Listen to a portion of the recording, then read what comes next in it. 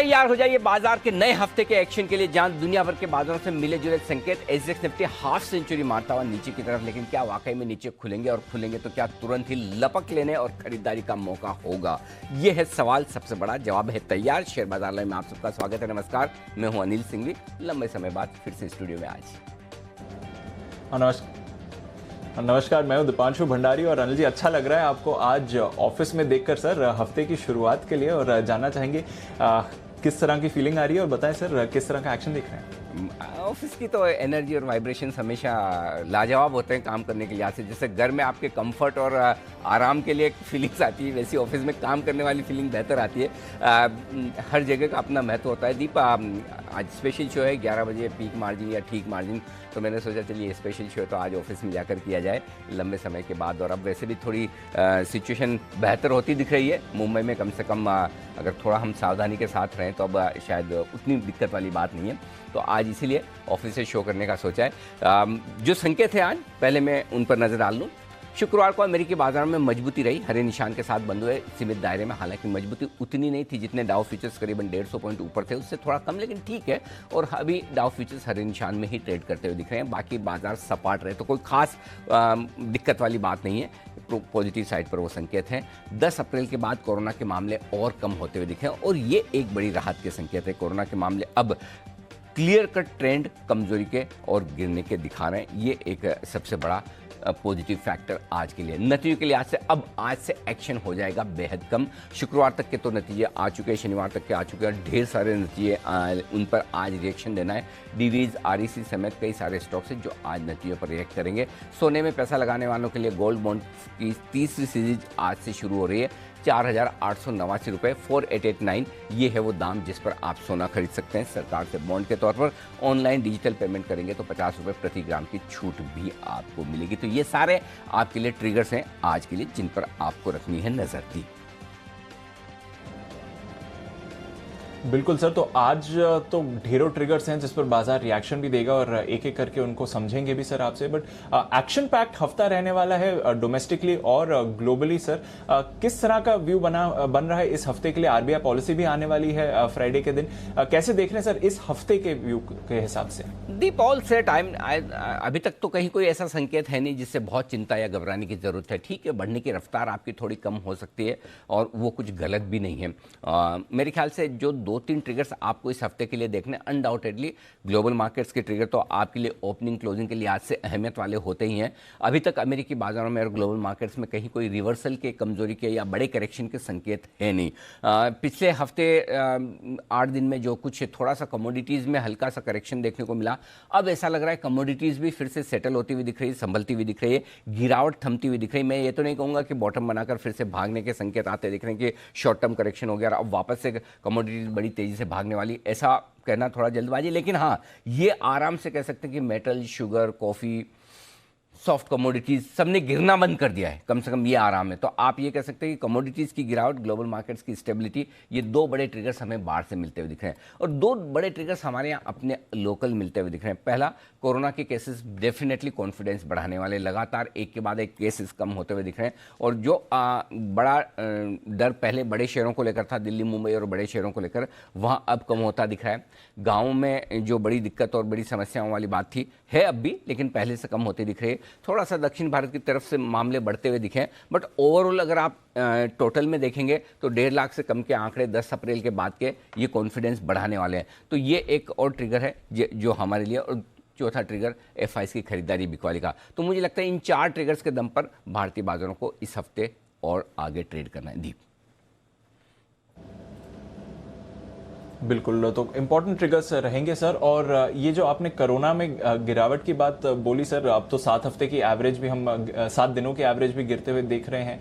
राहत, death rate में भी अब कमी आ रही है। कितनी बड़ी राहत का संकेत ये है? और साथ ही जो ग्लोबल मार्केट्स का सहारा तो वैसे मिलता ही रहा है, किस तरह से देखेंगे इसको सर? लगातार दीप हम यही बात करते आए कि जब भी कोरोना के कम होने के, कमजोर होने के, खत्म होने के या फिर यहाँ पर पीक आउट होने के संकेत मिलेंगे, बाजार वहीं से आपको तेजी दिखाना शुरू करेंगे। और वो तेजी तेजी होती दिख रही है। और अब जब 1.5 लाख मामले आते दिख रहे हैं, और जाहिर सी बात है आप खुद सेंस कर सकते हैं, फील कर सकते हैं कि जो कहर, जो दिक्कतें थी, अब कोरोना से ज़्यादा अब उसके साइड इफ़ेक्ट्स पर होती दिख रही कि ब्लैक फंगस को लेकर या फिर और दूसरे साइड इफ़ेक्ट्स जो हैं उन पर ज़्यादा फोकस है। यानी कि कोरोना काफ़ी हद तक काबू में आता हुआ दिख रहा है और बाजार के लिए बड़ी राहत और कंफर्ट की बात है। तो मुझे लगता है कि एक सबसे बड़ा कंफर्ट भारतीय बाजारों का, और जो भारतीय बाजारों की एक बेहतरीन परफॉर्मेंस होती हुई दिख रही दूसरे मार्केट के मुकाबले में पिछले 2 हफ्तों में, दीप, उसकी काफ़ी क्रेडिट 2 चीज़ों को दी जानी चाहिए। पहले कोरोना के घटते आंकड़े, और दूसरा जब ग्लोबल मार्केट्स पहले पार्टी कर रहे थे, तेजी कर रहे थे, और उस समय हमारे आंकड़े 4 लाख, 3.5 लाख के आसपास है और हम बढ़ नहीं पा रहे थे। हम 14,400, 14,500, 14,200 की तरफ थे। तो इसलिए भारतीय बाजारों को वो एक कैचअप रैली भी करनी है, वो होती दिख रही है। और दूसरा ये कि कॉन्फिडेंस बढ़ता हुआ दिख रहा है। अब धीमे धीमे एक और चीज़ जो इंटरेस्टिंग दिख रही दीप, ये कि अब राज्य अनलॉक करने को तैयार है। अगर देखिए इस बार जो हमारे देश के लोग हैं वो और सरकारें दोनों ज़्यादा सेंसिबल काम कर रही है। देखिए पिछली बार लोग जैसे थोड़ा सा लॉकडाउन हुआ, काफ़ी हद तक लापरवाह हो गए, घूमना फिरना शुरू कर दिया, लगा कि सब कुछ ठीक है, और वो होता भी, एक माइंडसेट होता है। इस बार लोग खुद ज़्यादा सावधान हैं। कायदे से देखा जाए तो जिस तरह के संकेत कोरोना के मुंबई, दिल्ली जैसे बड़े शहरों में आ रहे हैं, उसको देखते हुए तो लॉकडाउन में और अच्छे से बढ़िया वाली ढील दी जानी चाहिए और अनलॉक बहुत फास्ट करना चाहिए। लेकिन सरकारें संभल कर काम कर रही है कि अभी 15 जून तक और रखिए, आराम से धीरे धीरे। लेकिन ये सबको पता है कि होने वाले सारे काम हो रहे हैं, कुछ रुक नहीं रहा है, कुछ अटक नहीं रहा है। एक बड़ी चीज़ अगर आप देखें पिछले बार और इस बार में जो फ़र्क है दीप, वो ये कि इस बार बिजनेसमैन कंपेरेटिवली कंप्लेन कम कर रहे हैं, क्योंकि इस बार बिजनेस थोड़ा सा बेहतर है। पिछली बार ये था कि मोरेटोरियम बढ़ाओ, छूट दो, पैसा नहीं है। इस बार कम से कम वो एक बड़ा फर्क नजर आ रहा है। कुछ सेक्टर्स हैं जहाँ पर बिजनेस पूरी तरह से ठप है, होटल्स हुआ, ट्रेवल टूरिज्म हुआ, वो एक अलग चीज़ है। बट अदरवाइज ज़्यादातर पॉकेट्स में इस बार तकलीफ कम है। नहीं है, मैं ये नहीं कह रहा हूँ, और तकलीफ नहीं है वैसा भी नहीं कर रहा हूँ, लेकिन पिछले बार के मुकाबले में इस बार कम है। और आप कंपनियों के नतीजे देखिए, जिस तरह के रिजल्ट्स आ रहे हैं ज़्यादातर सेक्टर्स के, ज़्यादातर कंपनियों के, मिड कैप साइज़ की कंपनियों के, इस बार वो पेन जो है जो पिछली बार था वो थोड़ा सा कम है, और ये बाजार के लिए अच्छा संकेत है। तो कोरोना के आंकड़े कम होना अनडाउटेडली बाजार के लिए बढ़िया संकेत है। दीप, बिल्कुल, आंकड़े भी कम हो रहे हैं और अब आंशिक तौर पर अनलॉक भी शुरू हो गया है, तो यहां से भी सहारा मिलेगा। अच्छा सर, थोड़ा हिंट दें, आज जो स्पेशल वजह है जिसकी वजह से आप ऑफिस में हैं और ये जो नए पीक मार्जिन का तीसरा फेज कल से लागू हो रहा है, इसके बारे में थोड़ा हिंट दें सर। दीप देखिए, 2 तरीके से हैं। एक सेबी का व्यू है कि मार्जिन सिस्टम बड़ा स्ट्रॉन्ग होना चाहिए ताकि ट्रेडर्स अपने रिस्क असेसमेंट को देख सकें और उस लिहाज से वो अपनी पोजीशन बनाएं। प्लस एक डिसिप्लिन जो होना चाहिए, चाहे वो ट्रेडिंग में हो, चाहे इन्वेस्टमेंट के लिहाज से हो, चाहे ब्रोकर्स की तरफ से फंडिंग करने के लिहाज से हो, या लीवरेज पोजीशन देने के लिहाज से हो, इंट्राडे पोजीशन देने के लिहाज से हो। बाजारों की मजबूती के लिए और सिस्टम को मजबूत रखने के लिहाज से वो एक उनकी अप्रोच है जो सेबी की तरफ से, और जिस वजह से मार्जिन लगातार पीक मार्जिन बढ़ते हुए दिख रहे हैं। और उसका तीसरा चरण कल से लागू होना है। कल से तीसरा चरण जो लागू होगा उसमें 75% आपके अपफ्रंट मार्जिन हो जाएंगे। तो एक वो प्रोसेस है, और उस प्रोसेस में इस बात की संभावनाएं फिर बढ़ जाती है कि अगर इसे लागू करने के बाद जो सितंबर में 100% हो जाएगा आगे चलते हुए, ये बात सही होगी कि डिफ़ॉल्ट होने की संभावनाएं क्लाइंट्स की तरफ से ब्रोकर के लिए नहीं के बराबर हो जाएगी, क्योंकि ब्रोकर्स को अपफ्रंट मार्जिन लेकर ही बड़ा काम करना है और पीक मार्जिन की रिक्वायरमेंट आपकी बढ़ती हुई दिखेगी। ये बाजार की खुद इन्वेस्टर्स की सेफ्टी के लिहाज से, ब्रोकर की सेफ्टी के लिहाज से एक तरफ ये बात हुई।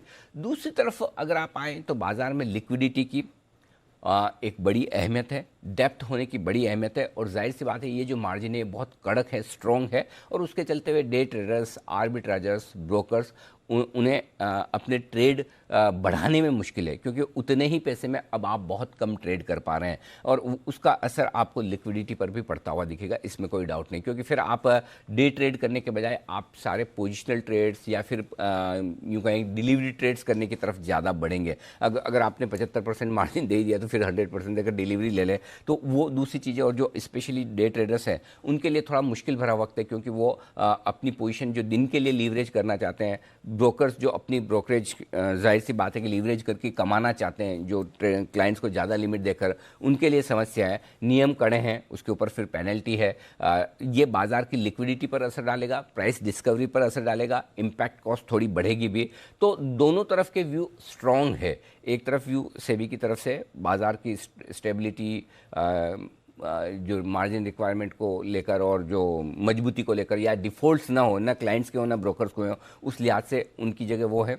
दूसरी तरफ ब्रोकर्स की जगह ब्रोकर्स हैं, क्लाइंट्स की जगह। तो आज हमने कोशिश ये की कि ये सारे व्यूज़ आपके सामने मिलाकर रखे जाए और आपको एक 360 डिग्री व्यू दिया जाए, क्या कुछ होने जा रहा है, क्या कुछ होगा। और ये स्पेशल शो मैं 11 बजे आपके सामने करने जा रहा हूँ। पीक मार्जिन या ठीक मार्जिन, तो इसमें जाने माने ब्रोकर्स, कुछ रिटेल क्लाइंट्स, कुछ आपके एनमी के रिप्रेजेंटेटिव्स वो जुड़ेंगे और सेबी के मामलों के जानकारों से भी हम बात करेंगे और हम पूरी पिक्चर आपके सामने लेकर आएंगे कि क्या ठीक है, क्या गलत है, क्या होना चाहिए, क्या हो सकता है, इसका क्या ऐसा सोल्यूशन हो कि बाज़ार की लिक्विडिटी कम ना हो, ट्रेडर्स की पोजीशन जो उनको चाहिए वो उन्हें मिले और at the same time systems मजबूत रहे, न क्लाइंट डिफ़ॉल्ट हो न ब्रोकर्स डिफ़ॉल्ट हो। तो क्या ऐसा सॉल्यूशन हो सकता है, उस पर चर्चा करेंगे दीप।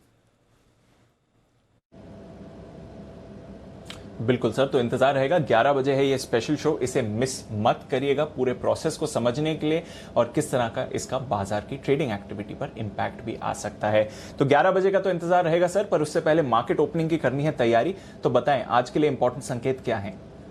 आज के इंपॉर्टेंट संकेत दीप, ग्लोबल संकेत पॉजिटिव साइड पर ही रखे, मैंने कहीं कोई समस्या है नहीं, पॉजिटिव साइड पर संकेत है और एफआईज के संकेत भी पॉजिटिव साइड पर हैं। घरेलू फंड्स के संकेत न्यूट्रल है, एफएनओ के संकेत भी न्यूट्रल हैं। ट्रेंड और सेंटीमेंट लगातार पॉजिटिव है, जिसके दम पर आप तेजी कर रहे हैं, इसमें कोई डाउट नहीं है। अब आइए आज के लिए सपोर्ट जोन मैं आपको दे दूं, 15,340 15,390, थोड़ा मैंने राउंड फिगर में दिया है। वीकेंड होता है ना, वीकेंड पे आपको बहुत टाइम मिलता है काम करने का, आराम से एक एक लेवल ढूंढ के देख के आराम से निकाल सकते हो। तो मैंने कहा चलो टाइम मिला है और कर सकते हैं, तो एकदम एग्जैक्ट लेवल दे, राउंड फिगर देने के बजाय। तो 15,340 15,390 दिन का सपोर्ट है। इसके नीचे 15,250 15,310 ब्लाइंड बाय जोन है, एकदम खरीदारी का। आएगा नहीं, मुझे भी पता है, आपको भी पता है, लेकिन फिर भी जो सुबह कहाँ थे सिंगापुर वाले 75 पॉइंट नीचे थे, तो उस हिसाब से मैंने कहा कि अगर आ जाए तो बहुत बढ़िया बात है, चलो मौका देखेंगे। तो देखते हैं, ये रेंज है आपके लिए। ऊपरी रेंज 15,465 15,500 हल्की रुकावट का लेवल है। इसके पार निकलने पर 15,575 15,600 प्रॉफिट बुकिंग जोन है। ऐसा नहीं कि वो वहाँ पर ब्रेक है। एक बार मेरा ये समझना है दीप की इस रनअप में एक बार 15,600 के आसपास हम थोड़ा पहुँच कर रुक सकते हैं, हल्का फुल्का करेक्शन होकर फिर वापस हम तेजी की तरफ बढ़ेंगे और इवेंचुअली 16,000 की तरफ बढ़ने की तैयारी निफ्टी की बनती हुई दिख रही है, बशर्ते कि आप कहीं कोई बड़ा एक्सीडेंट ग्लोबल मार्केट्स में ना देखें और कोरोना को लेकर कोई ऐसी खास खराब खबर ना आ जाए, तो आप 16,000 की तरफ बढ़ने की तैयारी कर सकते हैं। और अब यहाँ से काफ़ी हद तक कम कोरोना के अच्छे मामलों को डिस्काउंट करते हुए दिख रहे, तो अब यहाँ से बढ़ने के लिए हमें हर रोज़ दीप ग्लोबल सपोर्ट की ज़्यादा ज़रूरत होगी। पिछले 2 हफ्ते तो हमने ग्लोबल सपोर्ट के बगैर भी निकाल लिए और कई बार ऐसा लगा भी कि अमेरिका बड़ा ख़राब होने के संकेत दे रहा कर रहा है, लेकिन उसके बावजूद हम डरे नहीं, क्योंकि हमारे पास अपने ट्रिगर्स है। हमारे अपने ट्रिगर्स काफ़ी हद तक 15,500 के आसपास प्राइस में आ चुके हैं। तो अब हमें और दूसरा ये कि एफआईज की तरफ से भी मजबूरी वाली खरीदारी थोड़ी थोड़ी होती दिख रही है, वो लेफ्ट आउट फीलिंग वाली कि भाई हम तो रह गए। तो अब आपको ग्लोबल मार्केट्स की मजबूती की ज़रूरत अब ज़्यादा है ट्रिगर्स के तौर पर। देखते हैं क्या कुछ होता है। बैंक निफ्टी में आइए, 34,700 34,950 ये दिन के लिए मजबूत सपोर्ट जोन है, ये भी नहीं टूटेगा। फिर भी इसके नीचे जो ब्लाइंड बाय जोन है 35,425 35,500, माफ़ कीजिएगा 34,525 34,600, इस रेंज में तो बिना सोचे समझे खरीदारी करनी ही है। अगर बाजार आए तो बैंक निफ्टी पर चांस कम है, बट आए तो 100% लेना है बिना सोचे हुए। ऊपर में 35,425 35,575 ये 150 पॉइंट की रेंज है, जहां पर कहीं न कहीं हम थोड़ा सा रुकेंगे, प्रॉफिट बुकिंग देखेंगे। इसको पार करने के बाद 35,750 35,850 बैंक निफ्टी का अगला टारगेट बनता है। ये है आपके लिए रेंज दीप। बिल्कुल सर, तो नजर रहेगी। ये तो रहे बड़े लेवल्स जो आज के लिए आपको दिख रहे हैं। दिन की रेंज क्या है सर? 15,390 15,465 ये बेसिकली कल की शुक्रवार की रेंज है ब्रॉडली, उसको आप मानकर चलें। 15,390 15,465 मीडियम रेंज 15,340 15,500 की निकल कर आती है और बड़ी रेंज 15,250 15,600 की निकल कर आती है, जिस पर आपको करना है फोकस। बैंक निफ्टी में आइए, अब आप 34,925 35,425 ये ब्रॉडली वही शुक्रवार की रेंज है। 34,700 35,575 मीडियम रेंज है और 34,600 से लेकर 35,750 ये दिन की बड़ी रेंज आपके लिए बैंक निफ्टी पर। कुछ और डेटा आपके सामने रख दूं। इंडेक्स लॉन्ग पोजीशन एफआईज की 88% के आसपास है। अभी भी एफआईज की इंडेक्स लॉन्ग ज़रूरत से ज़्यादा है। सो एफआईज से बहुत ज़्यादा उम्मीद ना करें कि ऊपरी स्तरों पर वो इंडेक्स में खरीदारी करेंगे। इनफैक्ट इंडेक्स में थोड़ी वो आगे चल के बिकवाली ही कर सकते हैं, ये ध्यान में रखें, उसकी आपकी तैयारी होनी चाहिए, पहली चीज़। तो एफ को लेकर मैं बहुत ज़्यादा आश्वस्त नहीं हूँ, डेटा हम आगे विस्तार से डिस्कस करेंगे। पुट कॉल रेशियो कंफर्टेबल है 1.32 पर, कोई चिंता नहीं। विक्स सरप्राइजिंगली 13% घट कर आया है। ये अच्छी चीज़ दिख रही है कि सीरीज की शुरुआत में पिछले शुक्रवार को 13% विक्स घटा है। इसका मतलब ये है कि कहीं न कहीं बाजार अब ये कंफर्ट लेने की कोशिश कर रहा है कि बड़ा उतार चढ़ाव अब नहीं होगा और बाजार स्टेबल होने की कोशिश करेंगे। दीप, ये एक अच्छा संकेत है बाजार के लिए। जी बिल्कुल सर, तो ये अच्छा संकेत है कि विक्स गिर कर आया है। हालांकि एफएस की पोजीशन अभी भी थोड़ी ऊंची है। एग्जिस्टिंग पोजीशंस हैं सर, क्या ध्यान रखना चाहिए आज के लिए? इंट्राडे स्टॉप लॉस थोड़ा दूर का दे रहा हूँ दीप, वैसे जरूरत ना पड़े लेकिन फिर भी मैं दूर का दे रहा हूँ, और वो होगा 15,250 का। ये रख कर होल्ड करिए, हड़बड़ी मत कीजिए अपनी तेजी की पोजीशन में। 50, 75, 100 पॉइंट अगर नीचे आ जाए निफ्टी तो डरने की जरूरत है नहीं, अभी तक ट्रेंड बड़ा मजबूती का, इसलिए 15,250 का स्टॉप लॉस इंट्राडे बेसिस पर रखिए। क्लोजिंग बेसिस पर 15,300 का आपका स्टॉप लॉस होना चाहिए। अगर 15,300 के नीचे बंद होता है तो आपको तेजी की पोजीशन कम कर लेनी चाहिए। बैंक निफ्टी 34,900 इंट्राडे ट्रेड्स के लिए यहाँ पर, और देखिए स्टॉप लॉस भी आप देखिए निफ्टी में जहाँ इंट्राडे ट्रेड्स के लिए स्टॉप लॉस दूर का है, क्लोजिंग ऊपर है, वहीं बैंक निफ्टी में इंट्राडे ट्रेड्स के लिए स्टॉप लॉस छोटा है 34,900 का, क्लोजिंग का दूर है 34,600। तो अलग अलग इंडेक्स में अलग अलग तरीके के स्टॉप लॉस बनते हैं इंट्राडे और क्लोजिंग पे। ऐसा नहीं कि कोई स्टैंडर्ड फॉर्मूला है, डेटा के हिसाब से स्टॉप लॉस अलग निकल कर आते हैं। बैंक निफ्टी में आप देखिए इंट्राडे स्टॉप लॉस 34,900, लेकिन क्लोजिंग का 34,600 है, दूर है, तो उस हिसाब से आपको ध्यान रखना है। फिर भी अगर किसी को ये लगता है कि नहीं हमें तो क्लोजिंग पे इतना दूर नहीं रखना है, तो फिर 35,000 के नीचे बंद हो तो आप अपनी लॉन्ग पोजीशन कम कर लीजिए, क्योंकि 2 दिनों से आप 35,000 के ऊपर बंद हो रहे हैं, अपनी रिस्क पर है। लेकिन जो सही और डीप स्टॉप लॉस है जहां पर आपको दिक्कत ना हो, वो 34,600 है। शॉर्ट पोजीशन अगर आपकी है तो कायदे से होनी तो नहीं चाहिए। लाइफ टाइम हाई पर आप शुक्रवार को बंद हुए हैं, फिर भी ऐसा तो है नहीं कि नहीं है, जितने लॉन्ग है उतने शॉर्ट भी है। 15,500 फाइनल, ये लास्ट आखिरी स्टॉप लॉस है आपका, जो आपको आज के लिए रखना है, इंट्राडे भी और क्लोजिंग भी। और बैंक निफ्टी पर 35,500 का रखना है स्टॉप लॉस, इंट्राडे और क्लोजिंग दोनों ही। दीप,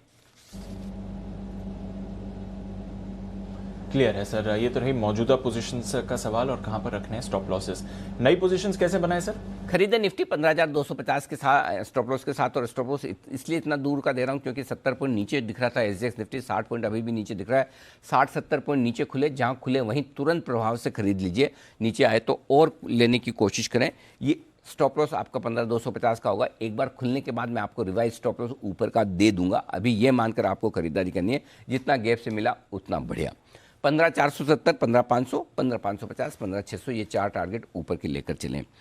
जो एग्रेसिव ट्रेडर्स हैं वो निफ्टी बेच सकते हैं 15,600 के आसपास। एक चांस लेने वाली बात है, क्योंकि आप खुले नीले आकाश में हैं, ब्लू स्काई जोन में, कोई लेवल्स तो है नहीं, और डेटा भी ऐसे है नहीं वायदा कारोबार के कि जो ये बता रहे हो कि हाईएस्ट ओपन इंटरेस्ट 15,600 पर, यहाँ तो बेच ही देना। तो अंदाज से आप थोड़ा बहुत बेचना चाहें, क्योंकि एफआईज इंडेक्स पे काफ़ी लॉन्ग है, तो कहीं तो एफआईज भी थोड़ा इंडेक्स लॉन्ग अपना कम करेंगे, तो वो शायद 15,600 हो सकता है या 15,500 हो सकता है। तो 15,600 के पास ज़्यादा कंफर्टेबल है, और ना बेचे तो ना भी बेचे, नीचे आए तो फिर से खरीदने का ध्यान रखें। लेकिन कुछ एग्रेसिव ट्रेडर्स होते हैं जिन्हें दोनों तरफ ट्रेड करना होता है। 650 का स्ट्रिक्ट स्टॉप लॉस होगा, 15,650 का, नीचे 15,550, 500, 475, 440 और 400, यानी कि 150-200 पॉइंट का करेक्शन फाइनली कभी वापस जब भी हुआ कि ग्लोबल मार्केट्स की वजह से किसी वजह से उतना आकर फिर से बाजार चल पड़ेंगे। तो ये आपके लिए निफ्टी पर आए।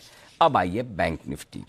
बैंक निफ्टी आपको खरीदना चाहिए 34,600, 34,700 की रेंज में स्ट्रॉन्ग बाय जोन है। इनफैक्ट 34,525 तक नीचे में, और 75 पॉइंट नीचे तक तो बहुत ही बढ़िया। तो आप टुकड़ों में खरीदिए, 34,700 पे लीजिए, 600 पे भी लीजिए, 525 पे भी लीजिए, 425 तक भी ले सकते हैं। एक्चुअली 400 आपका स्टॉप लॉस होगा अगर आप टुकड़ों में खरीदते हैं, और खरीदना का पहला मौका 34,925, 950 से ही बन जाता है। लेकिन देखते हैं, ये बढ़िया रेंज है जहाँ पर इंतजार करके खरीदने वालों के लिए, जो कहते हैं कि ठंडा करके खाने वाले लोग होते हैं कि आराम से मेरे लेवल पे आएगा तो मैं ट्रेड करूंगा, नहीं तो नहीं करूंगा। तो ये उनके लिए लेवल है जिनको हड़बड़ी नहीं है। 34,600, 34,600 आया तो ठीक, नहीं आया तो कोई बात नहीं, वहाँ पर आपको खरीदारी करनी है। तब स्टॉप लॉस होगा 34,400 का।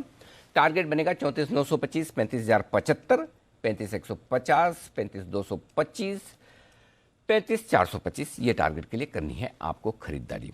एग्रेसिव ट्रेडर्स हैं तो डरिए नहीं, घबराइए नहीं। और अगर बैंक निफ्टी इस लेवल के नीचे ना खुले, जो कि मैं आपको स्टॉप लॉस का लेवल दे रहा हूं, और वो है 34,900 का, इसके नीचे ना खुले तो आप खरीद लीजिए, 34,900 का स्टॉप लॉस लगाइए। मुझे लगता है ये ट्रेड ज़्यादा सही होगा, नीचे खुलेगा नहीं, इतना नीचे तो बिल्कुल ही नहीं खुलेगा, चांस कम है। फिर भी देखिए क्या होता है, अगर 60-70 पॉइंट अगर निफ्टी नीचे खुला तो बैंक निफ्टी 150-200 पॉइंट तो खुल ही सकता है। 150-200 पॉइंट का मतलब हुआ आप बंद हुए हैं 35,140 पर, 35,000, 34,950, बस परफेक्ट है, यहाँ पे ले लेना है। 34,900 का आपका स्टॉप लॉस होगा और 35,225, 35,425, 35,500, ये 3 लेवल तो छोटे छोटे वाले हो गए। 35,500, 575 मीडियम वाले लेवल हो गए और बड़े लेवल जो इसके बनकर आएंगे वो 35,750 से 35,850 की 100 पॉइंट की रेंज में। यहाँ पर आपको प्रॉफिट बुक करना है 750, 800, 850। फाइनल टारगेट 35,850 अभी बैंक निफ्टी का, बाद में फिर रिवाइज करेंगे जो होगा। जो लोग शॉर्ट करना चाहते हैं, अब शॉर्ट करने के लिए सबसे बढ़िया रेंज तो डीप है 35,750 से 850, लेकिन अब 700-800 पॉइंट बढ़ जाए आज का, आज बैंक निफ्टी ऐसे तो कोई संकेत दिख नहीं रहे, तो फिर हमें एक काम करेंगे 35,500, 35,575 की रेंज में ही एक चांस लेंगे बेचने का, और वो चांस आप 35,425 से ही सोच सकते हैं, यानी कि शुक्रवार के हाई से मल्टीपल लॉट्स बेचे 425, 500, 575, 650 का स्ट्रिक्ट स्टॉप लॉस होगा। स्टॉप लॉस भाई लगा ही लेना, बैंक निफ्टी है, बिना स्टॉप लॉस लगाए करना मत आप काम, ठीक है। नीचे की तरफ जो टारगेट बनेगा 35,500, नहीं 35,500, 575 में तो बेचना ही, तो 35,500 वाला हटा दो। 35,425 पहला टारगेट बनेगा, 225, 150 और 100, ये 4 टारगेट रखें। 35,500 वाला हटा दो क्योंकि 35,500, 35,575 की रेंज में आपको बेचना है। ये है आपके लिए बैंक निफ्टी पर बिकवाली की राय। जी दीप।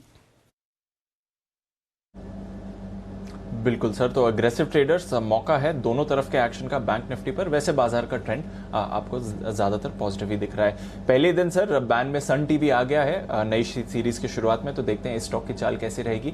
थोड़ा डेटा भी समझाएं सर, एफआईएस को लेकर किस तरह से समझें इनके एक्शन को।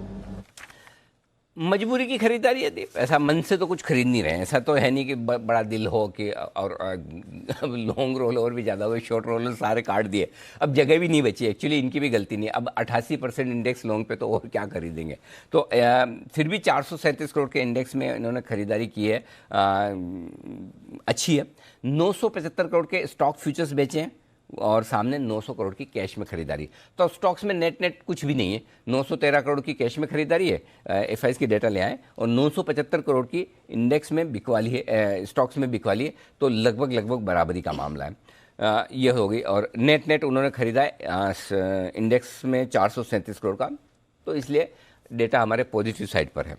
घरेलू फंड ने 112 करोड़ की खरीदारी की, तो हम ऐसे कोई इंप्रेस होते नहीं एक आध दिन के, वो भी 100-150 करोड़ की खरीदारी में। थोड़ा लगातार खरीदो, 2-4 दिन अच्छा खरीदो, तब हम इन डेटा को पॉजिटिव करेंगे। फिलहाल हमारे लिए डेटा न्यूट्रल है।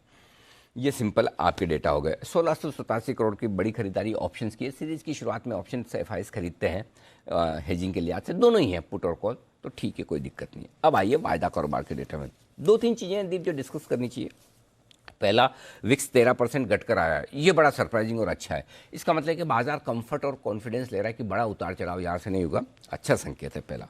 दूसरा संकेत, सीरीज की शुरुआत में आपका पुट कॉल रेशियो 1.32 पर कंफर्टेबल है, ये ओवरबॉट नहीं है। ये अच्छी बात है कि तेजी के मार्केट में लाइफ टाइम हाई पर भी आप ओवरबॉट नहीं है, ये बहुत पॉजिटिव चीज़ है।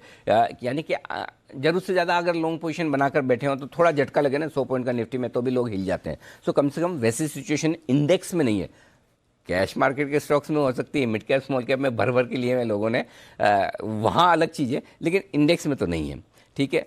अब आइए जो लेवल्स इंपॉर्टेंट है, आज 15,400 आपके लिए मेक और ब्रेक लेवल है। 15,400 के पुट पर 22 लाख शेयर हैं और कॉल्स पे 20 लाख शेयर। 15,400 के नीचे से ही आपको गिनना शुरू करना है कि आप कमज़ोर हैं। इनफैक्ट 15,390 से, जब तक 15,390 नहीं टूटता तब तक आप कमज़ोर हैं ही नहीं। मानिए मत के कमज़ोर है, 30-40 पॉइंट गिर भी जाए कोई टेंशन नहीं, 15,390 से ही कमजोरी गिननी है। और चूंकि 17 लाख शेयर पुट में शुक्रवार को जुड़े हैं, तो मुझे लगता है 15,390, 15,400 होल्ड करने की कोशिश कम से कम शुरुआती कारोबार में तो बाजार करेगा। उसके बाद एफआईएस की बिकवाली आ जाए तो पता नहीं, वो देखेंगे। उसके बाद 15,300 मजबूत सपोर्ट है, 15,500 पर हल्की रुकावट है। ये आपके लिए वायदा कारोबार के डेटा। 200 पॉइंट की रेंज अभी ये दिख रही, 300, 500, बीचों बीच 400। अब आइए बैंक निफ्टी।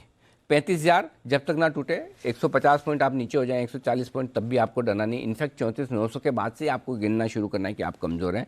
35,000 के पुट और कॉल पर लगभग बराबरी का ओपन इंटरेस्ट है। ऊपर में 35,500 पर हल्की रुकावट है, बैंक निफ्टी के डेटा कम है, तो 34,500, 35,500, बीचों बीच में 35,000 का ये लेवल जो हम डिस्कस कर चुके हैं, ये आपके लिए सारे डेटा है। दीप। बिल्कुल सर, तो ये तो रहा पूरा का पूरा डेटा का विश्लेषण और इंपॉर्टेंट लेवल्स जहां पर आपको रखनी है नजर। आइए फिर, ढेरों खबरें हैं और कई सारे नतीजे आए हैं जहां पर करना है हमें फोकस। हमारी पूरी रिसर्च टीम तैयार है, थोड़ी देर में वरिंदर बंसल से भी बात करेंगे। वरुण, देवांशी, मानसी और साथ ही कुशल हमारे साथ जुड़ रहे हैं। वरुण, आपसे शुरुआत करते हैं, बताएं आज के ट्रिगर्स क्या कह रहे हैं।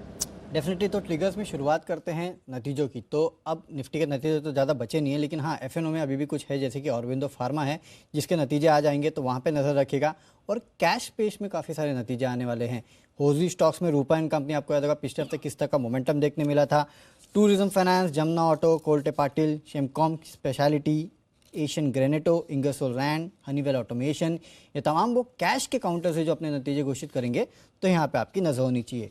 रिलायंस इंडस्ट्रीज़, यहाँ पे खास नज़र रखिए। वैसे भी फ्राइडे के ट्रेडिंग सेशन में देखिए किस तरह का मोमेंटम देखने मिला था।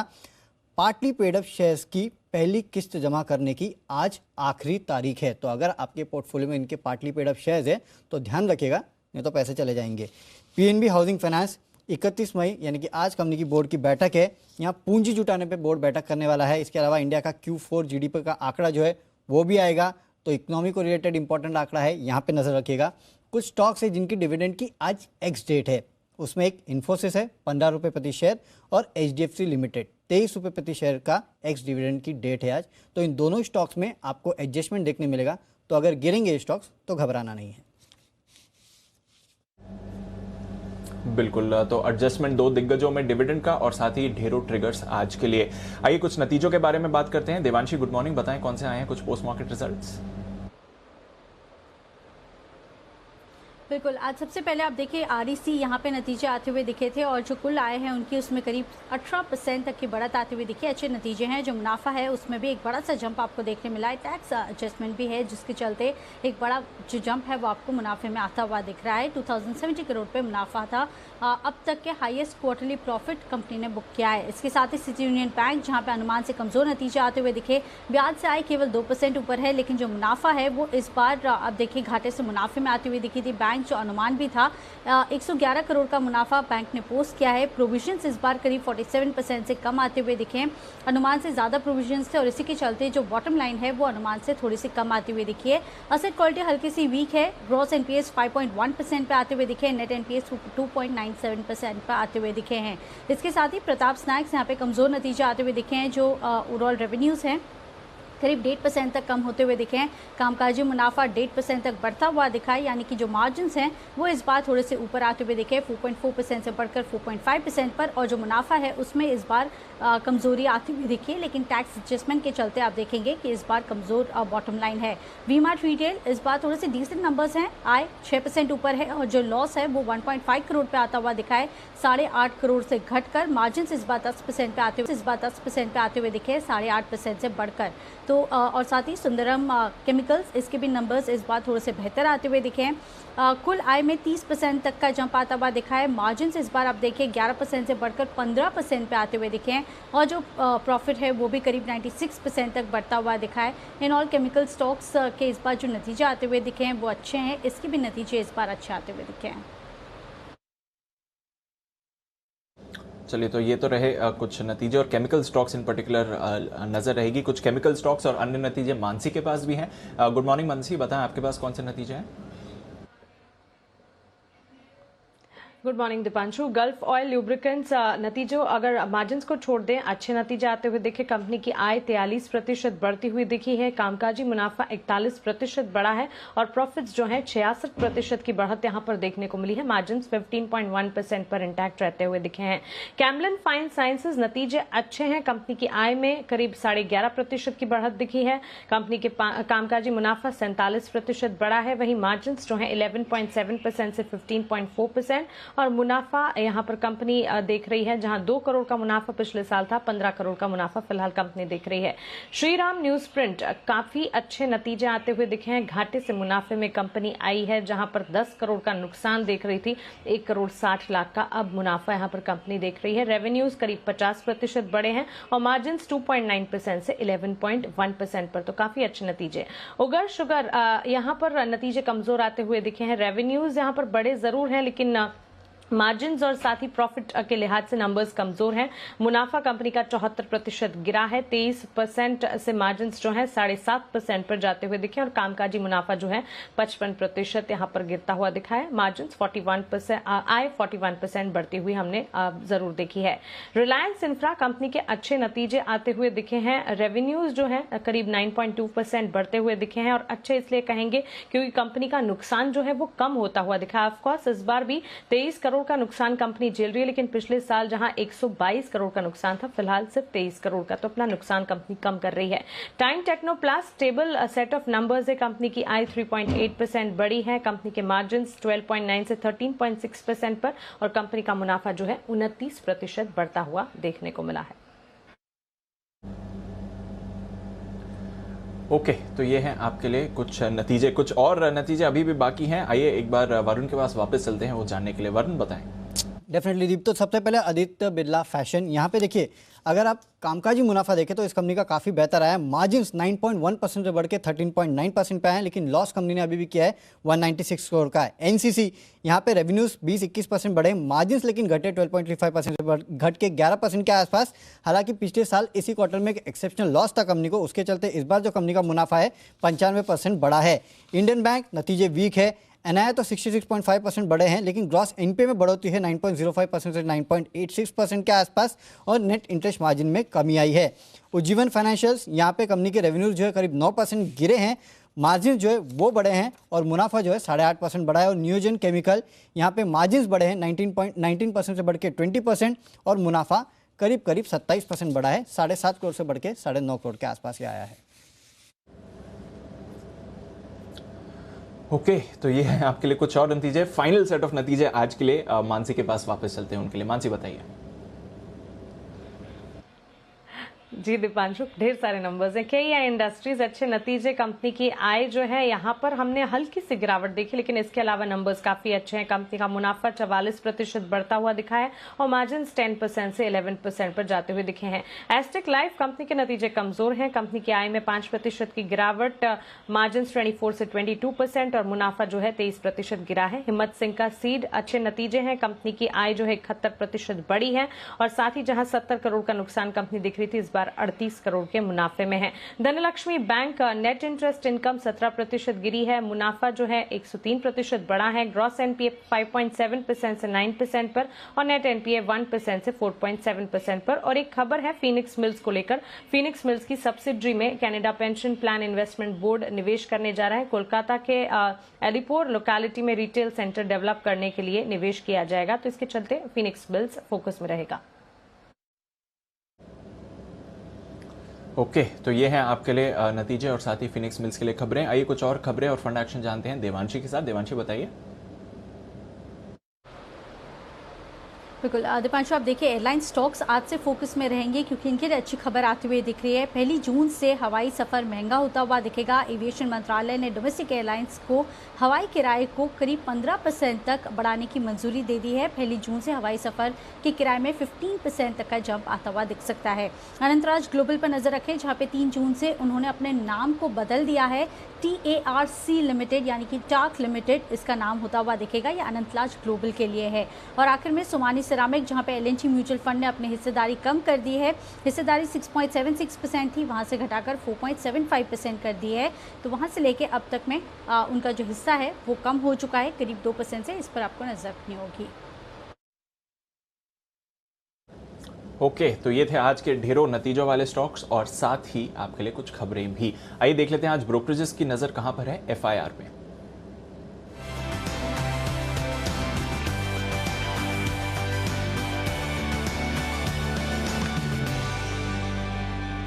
पूरा एक्शन आज कुशल हमें समझाएंगे। कुशल बताइए।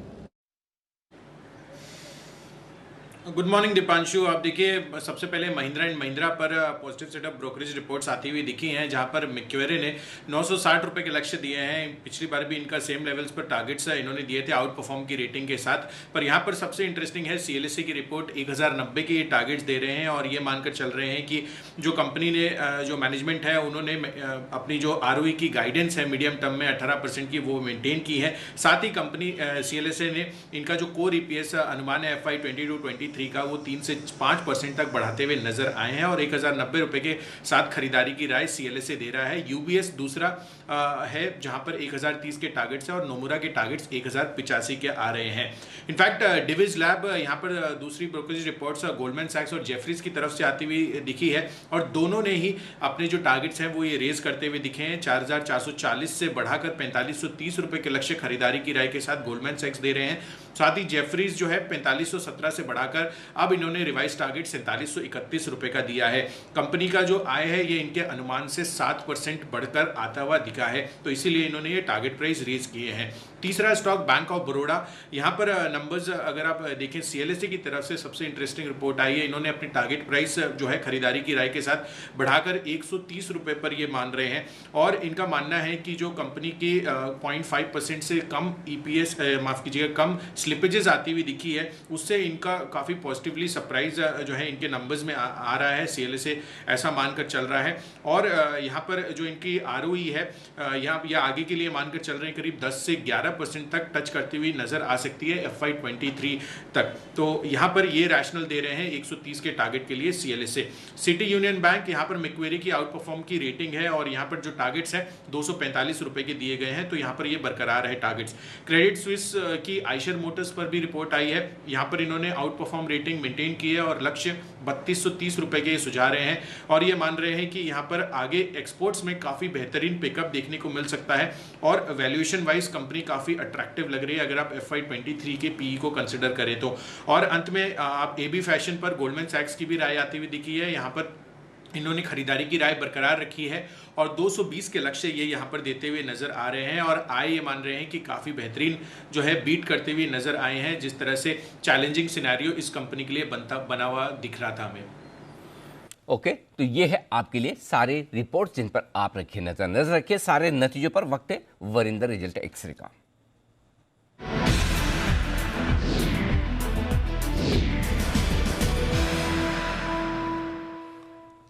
और जो कुछ सबसे ज़्यादा काम करने का वक्त था वो वरिंदर के लिए अब निकल चुका कि जैसे इस वीकेंड में जितने रिजल्ट्स आए हैं मेरे ख्याल से 400-500 रिजल्ट्स होंगे, तो उनका विश्लेषण हुआ है। लेकिन अब से रिजल्ट सीजन थोड़ा ठंडा पड़ता हुआ दिखेगा, लेकिन ढेर सारे रिजल्ट से शुरुआत करते हैं दिग्गजों के साथ। Good morning.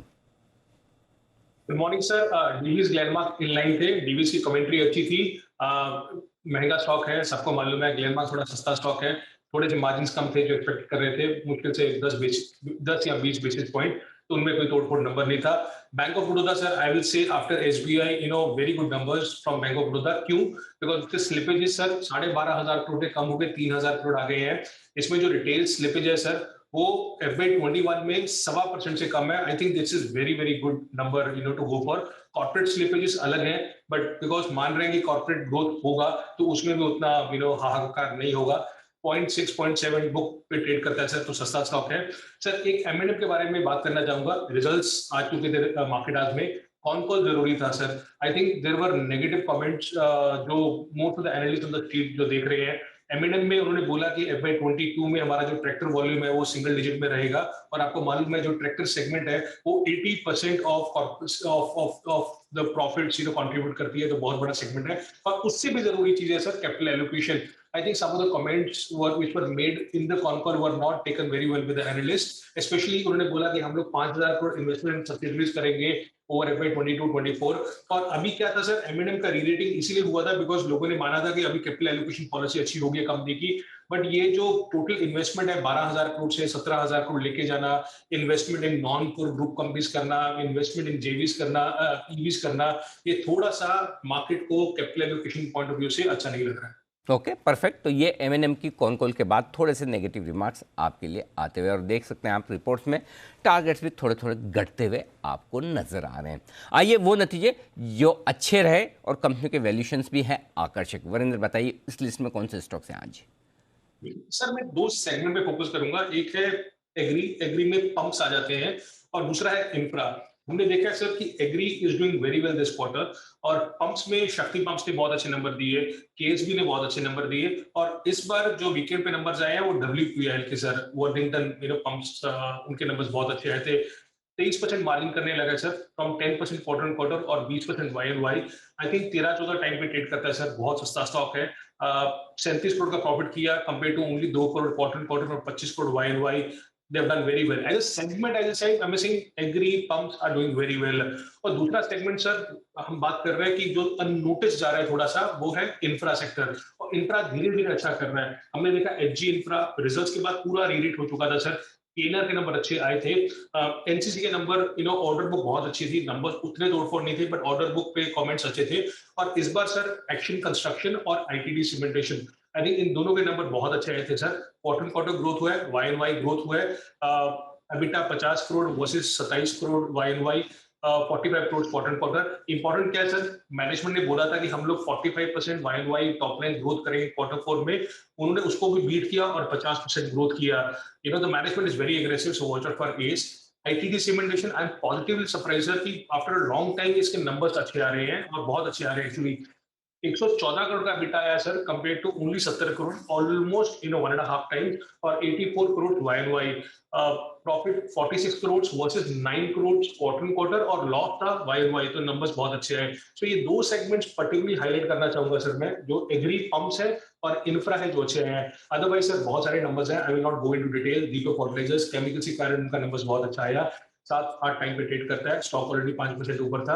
और एसएमएस फार्मा और सौराष्ट्र सीमेंट, एसएमएस फार्मा का नंबर बहुत टाइम के बाद अच्छा आया। इट्स गुड टू सी कि अभी वो अच्छा कर रहे हैं। Let's see how it continues और नॉट। अभी भी 24% मार्जिन करता है, तो they have to go above 30% mark. तो राष्ट्र सीमेंट नंबर्स अच्छे थे बार सब, पर इसका कैपेसिटी एक्सपेंशन कभी होता नहीं है, तो स्मॉल कैपेसिटी है, नंबर्स अच्छे हैं। सस्ता स्टॉक इसलिए रहा है बिकॉज कभी भी इन्होंने ज्यादा एग्रेसिवली कैपेसिटी एक्सपेंड नहीं की है कंपनी। ओके, तो परफेक्ट, ये है आपके लिए अच्छे नतीजे। लेकिन नतीजे अच्छे और महंगे शेयर बताइए वो कौन से हैं? दो stock sir, health care stock, Max health Care and Fortis. I think they are continuing with their consistent growth after long time. हमने कोई बहुत ऊपर नीचे नंबर नहीं देखे हैं। वाई वाई तो नंबर आपको बहुत तोड़फोड़ दिखेंगे सर, किसी भी एंगल से देख लीजिए। मैक्स हेल्थ केयर का 20 करोड़ के सामने 170 करोड़ का एबिटा आया, 8% के सामने 21% मार्जिन आया। बट मैं क्वार्टर क्वार्टर भी देखूं तो भी नंबर्स अच्छे थे। मैक्स हेल्थ केयर में टैक्स ज्यादा था, इसलिए आपको प्रॉफिट कम दिखेगा। I think the company is now doing around 250-260 crore yearly profit run rate, going by the numbers what it came in. 21,000 crore का मार्केट कैप है, थोड़ा सा महंगा स्टॉक है sir, but they are doing very well in their segment. Likewise Fortis, I think diagnostics, अभी इनका segment जो pump कर रहा है, जो डायग्नोस्टिक्स, हम दूसरी कंपनीज की बात करते रहते हैं, अगर आप सेगमेंटल रेवेन्यूज देखिए सर, तो डायग्नोस्टिक बिजनेस इसका 35% ऊपर था, तो they are doing very very well. Numbers बहुत अच्छे थे, वाई एंड वाई तो तोड़फोड़ थे, बट क्वार्टर क्वार्टर भी सस्टेनेबल थे सर। नेट डेट कम हो गया, 1000 करोड़ से तो 850 करोड़ हो गया, तो अच्छी बात है। और ईयरली रन रेट इसका 150-160 करोड़ के रन रेट से ये कंपनी काम कर रही है। ओके, तो ये है आपके लिए सारे नतीजे अच्छे, लेकिन वैल्यूशन है महंगे। अब आइए उम्मीद के मुताबिक नतीजे, इस लिस्ट में कौन से स्टॉक्स हैं वरिंदर? सर बहुत है, मैं एक दो की बात करता हूँ। हेडलबर्ग सीमेंट, आई थिंक अच्छे नंबर्स थे, पर वो कॉस्ट कटिंग के कारण थे। अगर आप सेल्स देखेंगे, सेल्स पूरा फ्लैट है क्वार्टर क्वार्टर, कोई भी चेंज नहीं ज्यादा हुआ। वॉल्यूम वही है सर, वॉल्यूम 1.25 मिलियन टन है कंपेयर टू 1.27 मिलियन टन, तो सेल्स में कोई भी चेंज नहीं आया। बट अगर आपको एबिटा देखेंगे तो एबिटा 120 करोड़ का 150 करोड़ हो गया। वो इसीलिए हुआ है बिकॉज कॉस्ट कटिंग हुई है, कुछ उनको एसजी का इंसेंटिव मिला था एमपी गवर्नमेंट से, तो नंबर्स आपको अच्छे दिखेंगे एबिटा और प्रॉफिट के फ्रंट पर, but that is only due to cost cutting. Suprajit, good set of numbers but not तोड़फोड़ सर, क्वार्टर क्वार्टर मार्जिन 1% कम आया है। एक्सेल इंडस्ट्रीज, बहुत टाइम के बाद देखा कि ये कंपनी अच्छे नंबर आ रहे हैं, बट इससे उम्मीदें बहुत है सर। अभी भी नंबर उस तरीके से नहीं आ रहे हैं जिस तरीके से लोग एक्सपेक्ट कर रहे हैं। क्वार्टर क्वार्टर मार्जिन कम ही हुए हैं। सनफ्लैग आयरन, सबको मालूम था सर कि हमें नंबर्स अच्छे आएंगे because of that category, but इसमें एक चीज बोलना चाहूंगा सर कि अगेन इसका सेल्स कम आया है 14% क्वार्टर क्वार्टर, तो सेल्स में कुछ बढ़ोतरी नहीं हुई है। बट अगर क्वार्टर क्वार्टर देखेंगे तो मार्जिन भी अच्छा है, एबिटा भी अच्छा है, and that is only because of cost cutting, so not very enthused by it. Okay, तो ये आपके लिए मिले जुले नतीजे। और अब फाइनली कमजोर नतीजों की लिस्ट, वरिंदर बताइए। सर बहुत नंबर है इसमें, ठीक है ना। इप्का है सर, इप्का का जो मार्जिन है 26% से 20% आ गया। आपको मालूम है कि यहाँ पे जून क्वार्टर में 38% मार्जिन था, तो आप देख सकते हो कि इप्का का मार्जिन कहाँ से गिर रहा है। सुमितोमो केमिकल सर नंबर्स अच्छे दिखेंगे वाई ऑन वाई, बट अपने को ये देखना है सर कि इसका मार्जिन अभी 13.5% आ चुका है compare to 14% quarter quarter. But मैं ये भी देखूंगा कि सेकंड क्वार्टर में 24% होता था, from 24% the margin has come down to 13.5%। Sir ये छोटा फॉल नहीं है और स्टॉक भी सस्ता नहीं है, 45 टाइम टीटीएम पे ट्रेड करता है एक्चुअली सर। मतलब इट्स ट्रेडिंग एट 100 टाइम्स मतलब टीटीएम प्राइस अर्निंग।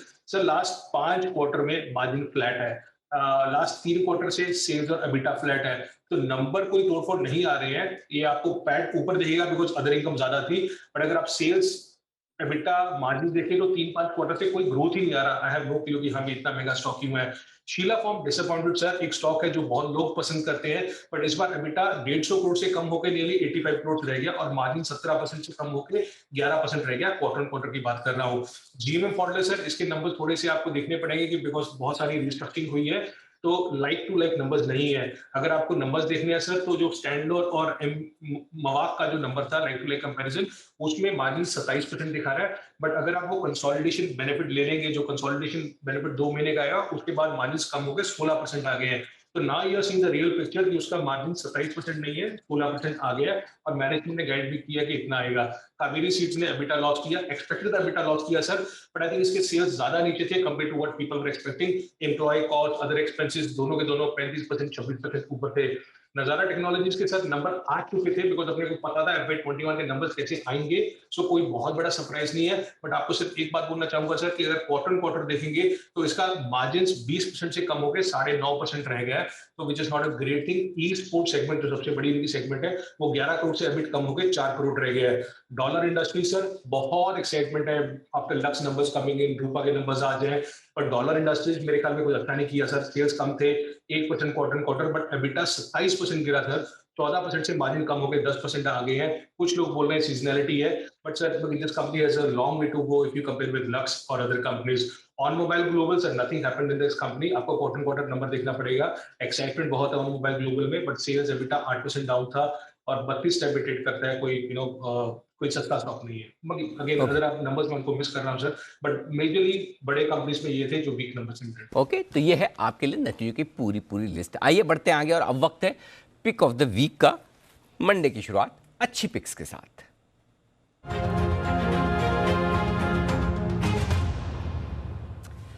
हमारे एक्सपर्ट्स हैं हमारे साथ और शुरुआत करेंगे विशेष मेहमान के साथ, और वो है विश्वेश जी। सोमवार की सुबह बताएं सर आपका इस हफ्ते का share. Good morning Anil ji, good morning Deepanshu. देखिए मैं सुन रहा था वरिंदर को, कहीं ना कहीं मुझे ऐसा लग रहा है कि काफी इन डेप्थ एनालिसिस रहता है, तो मैंने भी उसी लाइन में स्टॉक पिकअप किया है। स्टॉक है रेडिंगटन।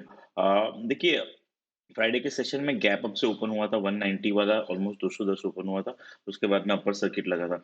मुझे ऐसा लग रहा है जिस हिसाब से प्राइस वॉल्यूम ब्रेकआउट है और ऑल टाइम हाई पे स्टॉक ट्रेड कर रहा है after a very range breakout, I think in a current week मैं एटलीस्ट 250 के लेवल एक्सपेक्ट करूंगा। तो अनिल जी अगर यहाँ पे 220 का क्लोज था, 210 तक मिलता है तो मेरे हिसाब से ऐड करना चाहिए। प्रीवियस डे का जो लो है 205, उसका स्टॉप लॉस रखना चाहिए। 250 के टारगेट रहेंगे रेडिंगटन पे। ओके, हफ्ते भर के लिए रेडिंगटन में करें खरीदारी। नतीजे भी काफ़ी बेहतरीन रहे इस तिमाही में, उसका भी मिलेगा फ़ायदा। आइए बंसल जी, गुड मॉर्निंग, क्या खरीदेंगे सर?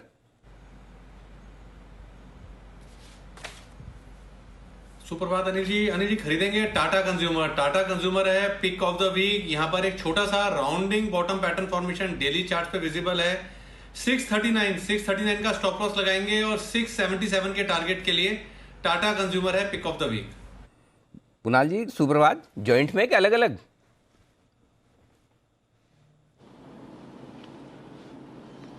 सुप्रभात अनिल जी। देखिए अलग तो अनिल जी कभी हो ही नहीं सकते हैं, लेकिन कॉल अलग अलग है अनिल जी। और कॉल है Anil ji Fortis health care, जिसको खरीदारी की राय है। फोर्टिस हेल्थ केयर के नतीजे आए हैं अनिल जी, ब्रेकआउट आता हुआ चार्ट पर दिख रहा है। मुझे लगता है कि फोर्टिस हेल्थ केयर में जबरदस्त तेजी बनेगी। 222 रुपए पर स्टॉप लॉस रखकर फोर्टिस खरीदारी की राय है। टारगेट होगा 250 और 265 रुपए। 250 265 के टारगेट के लिए फोर्टिस पर खरीदारी कराएं। ये तो फोर्टिस हेल्थ केयर ये है कुणाल जी की पसंद का शेयर। आइए जय ठक्कर भी हमारे साथ है, जय से भी लेते हैं उनकी पिक। जय बताइए, good morning. Very good morning to you Anil ji, very good morning to you Dipanshu. Anil ji, मैंने जो स्टॉक चूज किया है वो है बायोकॉन, और मुझे ऐसा लग रहा है कि पिछले एक हफ्ते 10 दिन से जो ये स्टॉक में गिरावट, हमें करेक्शन देखने मिला, गिरावट देखने मिली, ये कंसोलिडेशन मुझे ऐसा लग रहा है कि कहीं ना कहीं खत्म हो रहा है। नीचे की ओर ये स्टॉक में एक अच्छा सपोर्ट है around the levels of 375। I think जब तक वो लेवल्स होल्ड करते हैं क्लोजिंग बेसिस ऊपर में हमें लगभग 395 से 400 तक के लेवल्स हमें देखने मिल सकते हैं। सो बायोकॉन खरीद कर चलना है। यहाँ पे मुझे ऐसा लग रहा है कि एक अच्छी शार्प अपमूव हमें देखने मिल सकती है। 395 400 के टारगेट्स रहेंगे। तो बायोकॉन है वो स्टॉक जो जय को है पसंद खरीदारी करने के लिहाज से। सुमित जी को सुप्रभात, बताएं सर आपका share. Good morning Anil ji, good morning. मेरे को ऐसा लगता है कि जो स्टॉक यहाँ से मूव देना चाहिए ऊपर की तरफ वो है महिंद्रा एंड महिंद्रा M&M। 840 845 पे स्टॉक में खरीदारी करके चलने का सलाह रहेगा।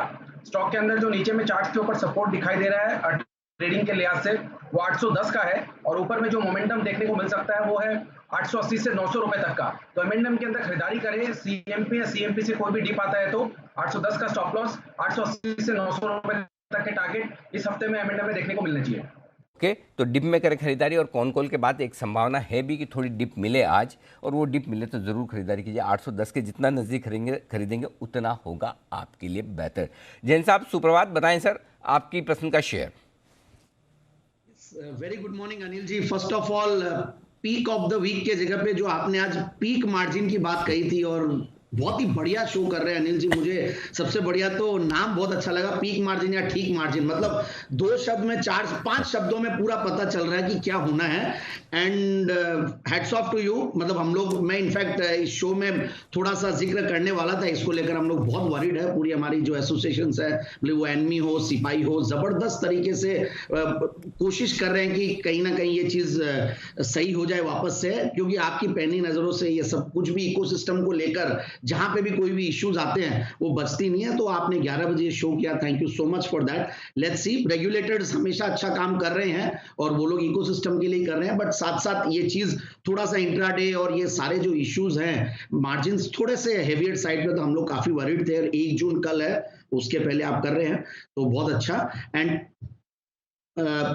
पिक ऑफ द वीक, मतलब पीक और पिक मेरे को अब देखिए प्रोनाउंसिएशन में प्रॉब्लम होने लग गई है तो पिक ऑफ द वीक है थायरोकेयर। मुझे ऐसा लगता है, देखिए ये जो हेल्थ केयर वाले स्टॉक्स है उनमें अभी भी बहुत स्टीम बाकी है, और वहां पे लगता है कि और भी अभी मूव आना चाहिए बड़ा। तो ऐसा लगता है कि थायरोकेयर पे ध्यान दें।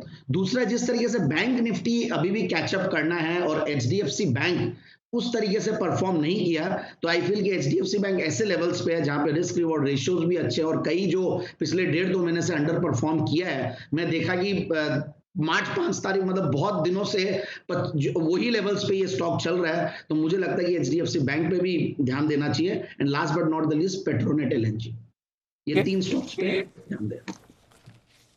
चलिए, तो HDFC बैंक, पेट्रोनेट LNG, ये 2 और स्टॉक हैं जहां पर आपको करना है फोकस। ये आपके लिए आज जैन साहब की तरफ से। आइए वागिल साहब भी अब तैयार हैं। वागिल साहब गुड मॉर्निंग, बताएं सर आपका pick of the week. Anil ji good morning, Deepanshu good morning. मेरा पिक ऑफ द वीक होगा कैन बैंक। फ्राइडे को अच्छे एक्शन देखने को मिली, मुझे लगता है ये ड्यूरिंग द वीक कंटिन्यू होनी चाहिए। 162 का बंद है, 162 का क्लोज है, 159 का मेरा स्टॉप लॉस होगा। 3 रुपए की रिस्क होगी, और मुझे लगता है 7 से 8 से 10% की मूव ड्यूरिंग द वीक आ सकती है। मेरा टारगेट होगा 170 170 के टारगेट के केनरा बैंक को खरीदें। ये राय वागिल साहब की।